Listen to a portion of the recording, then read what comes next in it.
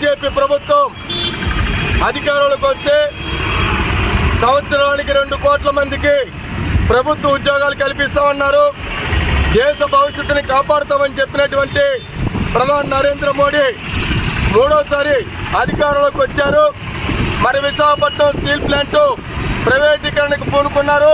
ఈ ప్రైవేటీకరణ వెంటనే ఆపాలని ఇవాళ రాష్ట్ర వ్యాప్తంగా ప్రభుత్వ రంగ పరిశ్రమలు పరిరక్షణ, విశాఖపట్నం స్టీల్ ప్లాంట్ ప్రైవేటీకరణ ఆపాలని రాస్తారోకోలు పిలుపునిచ్చారు. ఆ పిలుపులో భాగంగా ఇవాళ విశాఖపట్నం గురుద్వారా జంక్షన్ దగ్గర ఆటో కార్మికులు ప్రభుత్వ రంగ పరిశ్రమలు పరిరక్షించాలని, స్టీల్ ప్లాంట్ ప్రైవేటీకరణ వెంటనే ఆపాలని చెప్పి స్టీల్ ప్లాంట్ కావలసిన 3 సరుకులు ప్రభుత్వం సరఫరా చేయాలనేటువంటి డిమాండ్తో ఈ కార్యక్రమాన్ని నిర్వహించారు.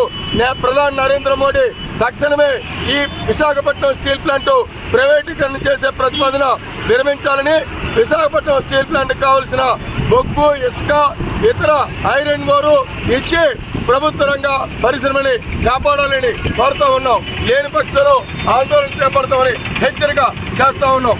విశాఖపట్నం స్టీల్ ప్లాంట్ ని కాపాడండి, విశాఖపట్నం స్టీల్ ప్లాంట్ ని కాపాడండి. ఆటో డ్రైవర్ల ఐక్యత వర్ధిల్లాలి, ఆటో డ్రైవర్ల ఐక్యత వర్ధిల్లాలి, ఆటో డ్రైవర్ల ఐక్యత వర్ధిల్లాలి, ఆటో డ్రైవర్ల ఐక్యత వర్ధిల్లాలి.